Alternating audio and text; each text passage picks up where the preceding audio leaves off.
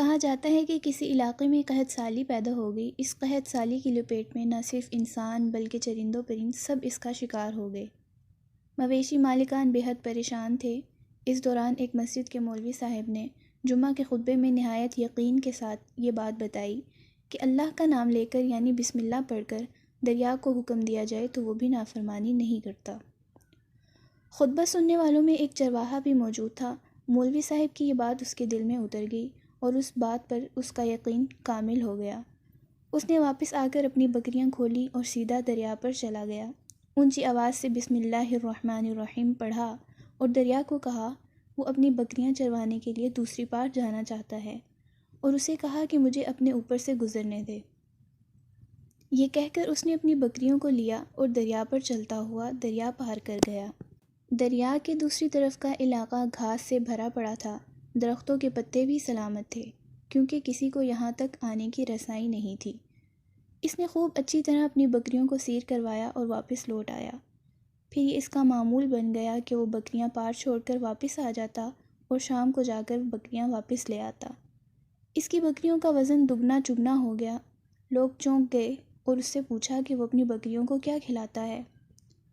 وہ سیدھا سادہ اور صاف دل نوجوان تھا۔ اس نے صاف صاف بات بتا دی کہ جناب میں تو بسم اللہ الرحمن الرحیم پڑھ کر دریا پر چل کر اپنی بکریاں دوسری طرف چروانے لے جاتا ہوں۔ یہ بات سب نے سنی مگر کسی نے اس چرواہے کی بات پر یقین نہیں کیا کیونکہ یہ ناقابل یقین بات تھی۔ مگر بات ہوتے ہوتے مولوی صاحب کے پاس پہنچ گئی۔ مولوی صاحب نے اس چرواہے کو بلایا اور سارا ماجرا پوچھا۔ اس چرواہے نے مولوی صاحب کو ہی حوالہ بنا لیا کہ مولوی صاحب میں تو آپ کا شکریہ ادا کرنے والا تھا۔ آپ نے جمعہ کے خطبے میں جو نسخہ بتایا تھا کہ بسم اللہ کہہ کر دریا کو بھی حکم دو تو وہ بھی انکار نہیں کرتا، تو میں تو بس آپ کے نسخے پر ہی عمل کر رہا ہوں۔ مولوی صاحب حیرت سے اس کے چہرے کو دیکھتے رہے۔ مولوی صاحب نے کہا بھائی صاحب ایسی باتیں تو ہم ہر جمعہ میں کرتے ہیں، فقط ان کا مقصد لوگوں کا ایمان تازہ کرنا ہوتا ہے۔ مگر بکریوں والا ڈٹا رہا کہ میں تو بس بسم اللہ کہہ کر پانی پر چلتا ہوں اور بکریوں سمیت پانی پار چلا جاتا ہوں۔ آخرکار مولوی صاحب نے صبح خود یہ تجربہ کرنے کی ٹھانی جسے دیکھنے چرواہے سمیت پورا علاقہ بھی آ گیا۔ مجمع زیادہ تھا۔ مولوی صاحب نے ایک دو بار سوچا کہ انکار کر دوں کہ کہیں ڈوب نہ جاؤں، مگر وہ جو مولوی صاحب کو کندھے پر اٹھا کر لائے تھے اب بھی جوش و خروش سے اللہ اکبر کے نعرے لگا رہے تھے اور مولوی صاحب کے حق میں تعریفیں کر رہے تھے۔ آخرکار مولوی صاحب نے اپنے ڈر کو دور کرنے کے لیے ایک رسہ منگوایا۔ پہلے اسے درخت کے ساتھ باندھا، پھر اپنی کمر کے ساتھ باندھا، پھر ڈرتے ڈرتے ڈھیلا ڈھالا بسم اللہ پڑھا اور دریا پر چلنا شروع ہو گئے۔ مگر پہلا پاؤں ہی رکھا تھا کہ پانی میں گر گئے۔ مولوی صاحب ڈبکیاں کھانے لگے اور پانی کے بہاؤ میں بہنا شروع ہو گئے۔ لوگوں نے کھینچ کر باہر نکالا۔ مولوی صاحب کی اس حرکت نے چرواہے کو پریشان کر دیا کہ مولوی صاحب کی بسم اللہ کو یہ کیا ہو گیا، کیونکہ اس کا تو یہ روز کا معمول تھا۔ اس نے اپنے یقین میں کوئی فرق نہ آیا۔ اس نے بسم اللہ کہہ کر بکریوں کو پانی کی طرف اشارہ کیا اور خود ان کے پیچھے چلتا ہوا بکریوں کو پار چھوڑ کر واپس بھی آ گیا۔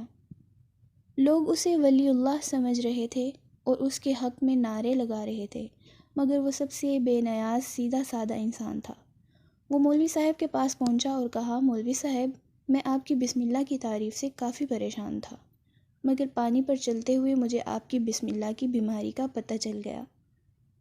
اس چرواہے نے درخت سے بندھی رسی کی طرف اشارہ کیا اور کہا مولوی صاحب یہ ہے آپ کی بسم اللہ کی بیماری۔ آپ کی بسم اللہ کی برکت کو یہ رسہ کھا گیا۔ آپ کو اللہ اور بسم اللہ سے زیادہ اس رسے پر بھروسہ تھا، لہٰذا اللہ نے بھی آپ کو اس رسے کے حوالے کر دیا۔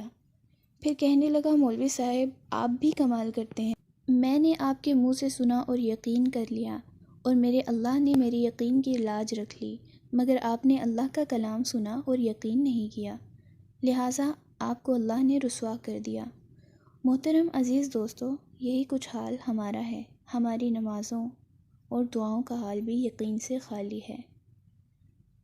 اللہ پاک ہم سب کو اس واقعہ سے سبق حاصل کرنے کی توفیق عطا فرمائے، آمین۔